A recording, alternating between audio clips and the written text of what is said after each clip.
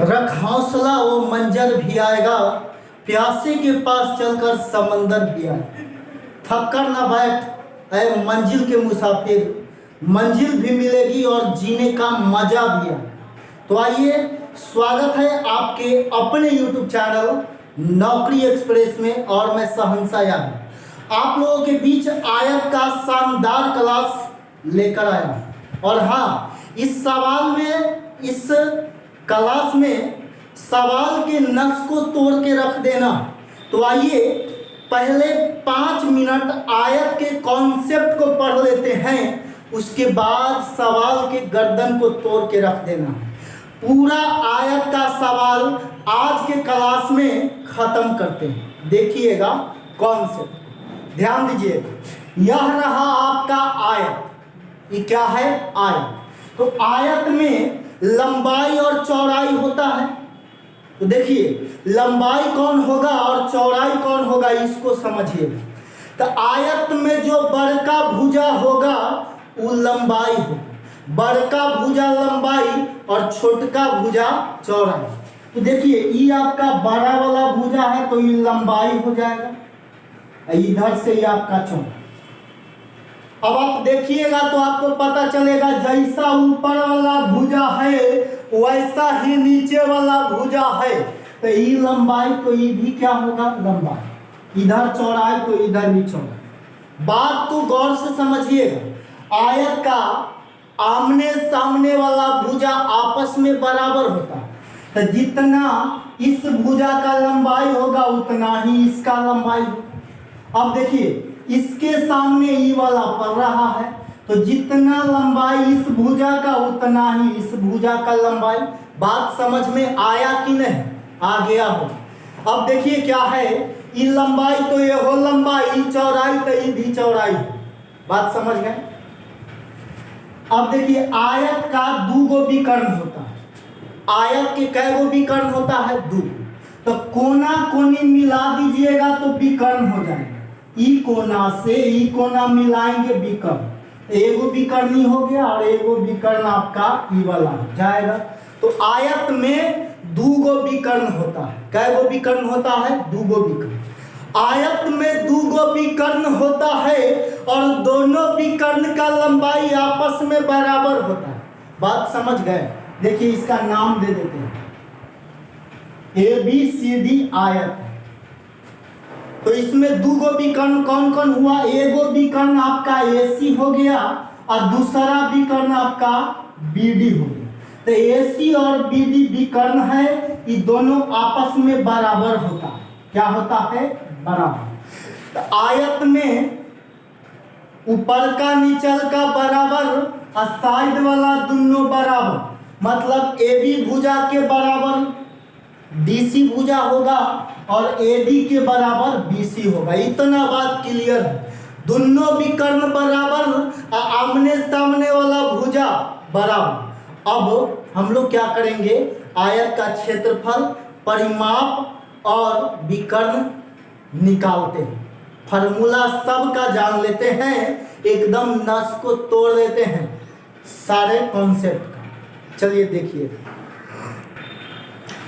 तो आइए आयत के क्षेत्रफल को पहले देखते हैं। तो देखिए, आयत का क्षेत्रफल बराबर होता है लड्डू गुना बतासा। तो क्षेत्रफल क्या हो जाएगा? L × B। आयत का क्षेत्रफल बराबर लंबाई गुना चौड़ाई, लंबाई L चौड़ाई B। तो आयत का क्षेत्रफल क्या हो जाएगा? L × B। इसी को बिहारी अंदाज में याद रखना है। तो आयत का क्षेत्रफल बराबर लड्डू गुना बतासा। बात समझ में आया? आइए अब देखते हैं आयत के परिमाप को। तो देखिए, कोई भी आकृति का परिमाप निकालना है तो किसी भी आकृति का परिमाप बराबर सभी भुजा का योग। तो इसके सभी भुजा को जोड़ेंगे तो ऊपर में लंबाई और नीचे में भी लंबाई, तो 2 लंबाई हो गया। साइड में इधर चौड़ाई या इधर भी चौड़ाई, तो 2 लंबाई और 2 चौड़ाई को जोड़ेंगे तो 2L और +2 भी हो जाएगा।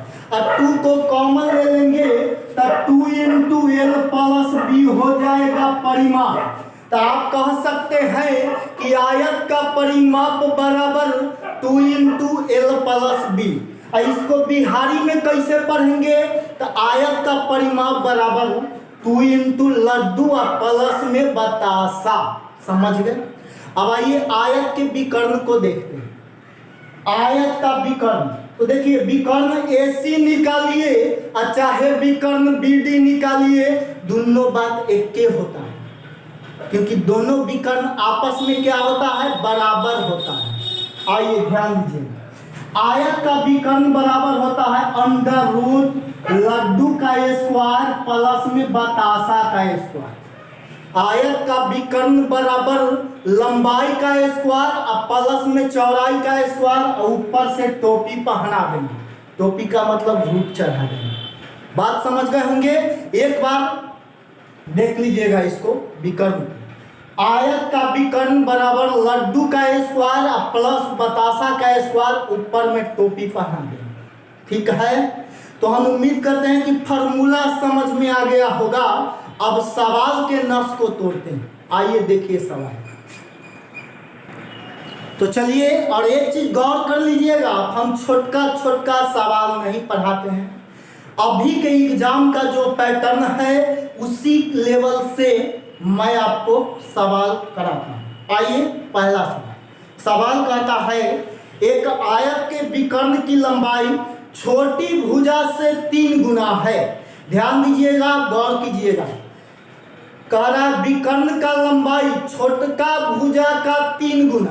तो भाई छोटका भुजा कौन होता है? तो ध्यान में रखिएगा, सबसे बड़ा वाला भुजा आयत का लंबाई होगा और सबसे छोटका भुजा आयत का चौड़ाई होगा। तो छोटका भुजा का मतलब चौड़ा। तो कह रहा है विकर्ण जो है आयत का विकर्ण कितना होता है? तो विकर्ण under root L square plus B square. तो आयत का विकर्ण छोटका भुजा का 3 गुना। तो छोटका भुजा 1 होगा तो विकर्ण 3 गुना का मतलब 3 न होगा। 1 का 3 गुना 3। तो आयत के विकर्ण का रेशियो 3 होगा तो छोटका भुजा का रेशियो 1 होगा। अब आपसे पूछ रहा है लंबाई और चौड़ाई का रेशियो, एल और बी का रेशियो बताना। एल बी का रेशियो बताना। आप बताइए चौड़ाई का रेशियो कितना है? 1। तो यहां भी चौड़ाई का रेशियो तो 1 के न होगा। तो इसको साइड में सोल्व करेंगे। एल स्क्वायर और प्लस बी स्क्वायर बराबर कितना? 3। तो रूट हटाएंगे तो इधर स्क्वायर चढ़ जाएगा। तो आप लिख सकते हैं एल स्क्वायर प्लस चौड़ाई 1 है तो 1 का स्क्वायर 1 के हो जाएगा बराबर, रूट हटेगा स्क्वायर चढ़ेगा, 3 का स्क्वायर 9। ई वाला 1 इधर आएगा तो एल स्क्वायर बराबर 9 में से 1 घटेगा 8। एल बराबर 8 पर रूट चढ़ा देंगे। स्क्वायर हटा रूट चढ़ा। 8 को लिखेंगे 2 दूना 4 दूना 8 और ऊपर में रूट है। तो रूट के बाहर अब आइए, अंदर में 2 गो तब बाहर 1 गो, ये अकेले ही है तो रूटे में रहेगा। तो देखिए लंबाई का रेशियो 2 रूट 2 और चौड़ाई का रेशियो तो मालूम है। सवाल में पूछ रहा था लंबाई और चौड़ाई का रेशियो, तो निकल गया लंबाई और चौड़ाई का रेशियो। समझ गए? सिखा रहे हैं इसीलिए टाइम लग रहा है, और जब आप सीख जाइएगा तो सवाल आपसे थर थर कांपेगा। आइए देखते हैं अगला सवाल। चलिए दोस्तों, अगला सवाल के नस को तोड़ते हैं। अगला सवाल क्या कह रहा है? ध्यान दीजिए। कह रहा है किसी आयत की लंबाई चौड़ाई से 3 गुना। लंबाई जो है चौड़ाई का 3 गुना, चौड़ाई 1 होगा तो लंबाई 3 गुना का मतलब 3। बात समझ गए होंगे? अब आगे कह रहा है इसके विकर्ण की लंबाई 8 रूट 10 है। विकर्ण का लंबाई 8 रूट 10 है। तो आपको बताना है आयत का परिमाप क्या होगा। परिमाप बताना है तो परिमाप तो होता है आयत का 2 into L plus B, 2 into लड्डू प्लस बतासा। परिमाप बताना है मतलब इतना बराबर आपको बताना है। तो चलिए सवाल के नस को तोड़ते हैं। ध्यान दीजिए, आप बताइए सवाल में इतना दिया है विकर्ण, और हम लोग जानते हैं आयत का विकर्ण under root L square plus B square. हम लोग इतना जानते हैं, सवाल में इतना दिया है, तो दोनों बराबर हो जाएगा। अब यहाँ पे देखिए अनुपात में दिया है, ये फिक्स नहीं है, फिक्स करिए। तो इसको फिक्स करेंगे तो यहाँ पे 1 से गुना तो 1 से रह जाएगा 3, बीच से रेशियो खत्म। क्या करना है, l² प्लस b², रूट में रखना है। तो l का वैल्यू 3x, स्क्वायर है तो स्क्वायर, b का वैल्यू x, स्क्वायर है तो स्क्वायर, इतना बराबर 8√10। कैलकुलेट करेंगे, 3 के स्क्वायर 9, x के स्क्वायर x स्क्वायर, तो यहाँ पे 9x स्क्वायर और यहाँ पे x स्क्वायर, तो 9 1 10x square, root under 10x square बराबर 8√10।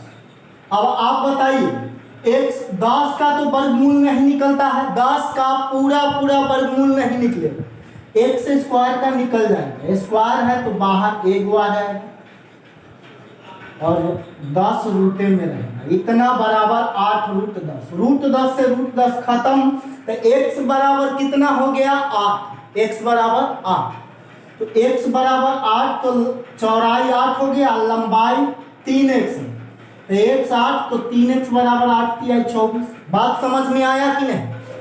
तो अब निकालना है परिमाप, तो परिमाप होता है 2 × लड्डू प्लस बतासा, तो लड्डू का वैल्यू 24 और बतासा का वैल्यू 8, 24 8 32, 32 दूना 64, परिमाप 64 मीटर हो जाएगा। हम उम्मीद करते हैं कि समझ में आया होगा, समझ में आया है तो लाइक बटन को दबा दीजिए। आइए अब अगला सवाल जो है एकदम बढ़िया अंदाज में करते हैं, सवाल के गर्दन को तोड़ के रख देना। देखिएगा अगला सवाल, अगला सवाल है, कह रहा है एक आयताकार मैदान की चौड़ाई लंबाई का 60%, लंबाई का 60% चौड़ाई, लंबाई 100 होगा तो लंबाई का 60%, 100 का 60% 60 होगा, तो लंबाई का 60% चौड़ाई, तो 100 का 60% 60, तो लंबाई 100 तो चौड़ाई 60 हो जाए। ठीक है, लंबाई और चौड़ाई का रेशियो निकल गया। आइए अब आगे क्या कहता है, मैदान का परिमाप 800 मीटर है तो क्षेत्रफल क्या है, परिमाप, तो हम लोग निकालेंगे परिमाप, तो 2 × l प्लस b, इतना आएगा। तो अनुपात में परिमाप इतना, जबकि रियल में परिमाप कितना दे रहा है 800, अनुपात में परिमाप 2 × l प्लस b और रियल में 800 मीटर दिया। अब देखिए 2 × 160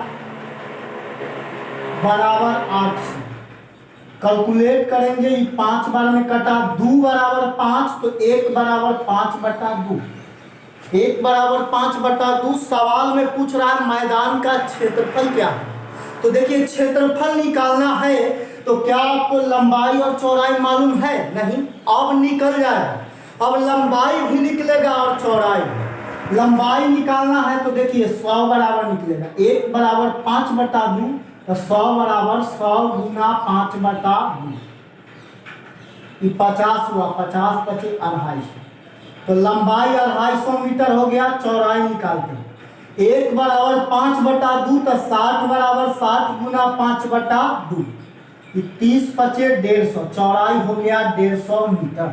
अब क्षेत्रफल निकालना है तो आयत का क्षेत्रफल बराबर l × b, तो l है आपका 250, अब b है 150, तो 37,500 मीटर स्क्वायर क्षेत्रफल है। बात समझ में आ गया होगा। हम उम्मीद करते हैं कि एकदम आपके भेजा में सीधा सीधा जा रहा है। वीडियो को लाइक करना नहीं भूलिए। आइए अब अगला सवाल के नस को तोड़ते हैं। सवाल एकदम आपसे थर थर कांपेगा, केवल आप अपने कलम को चलाते रहिए और कॉपी को बार बार खोलते रहिए। देखिए अगला सवाल। चलिए अगला सवाल है, कह रहा है एक आयत के परिमाप और चौड़ाई का रेशियो 5:1 है। परिमाप, तो आयत का परिमाप होता है 2 × l प्लस b और चौड़ाई होता है b, दोनों का रेशियो 5:1 दिया है। आगे बोलता है सवाल, क्षेत्रफल है 216, तो लंबाई बताना।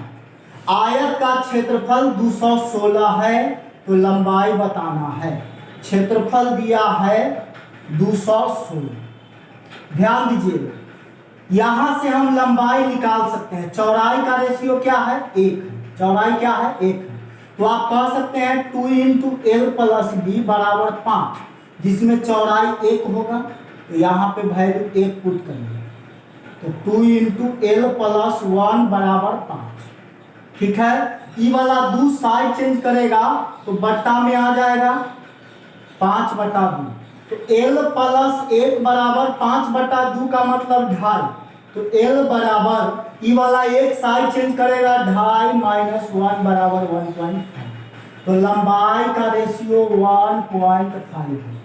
ठीक है, लंबाई चौड़ाई का रेशियो निकल गया। अब क्षेत्रफल दिया हुआ फिर भी लंबाई पूछ रहा, तो देखिए इसको और इसको फिक्स करेंगे तो ये 100 होगा, तो ये 1.5x हो जाएगा। अब क्षेत्रफल निकालते हैं।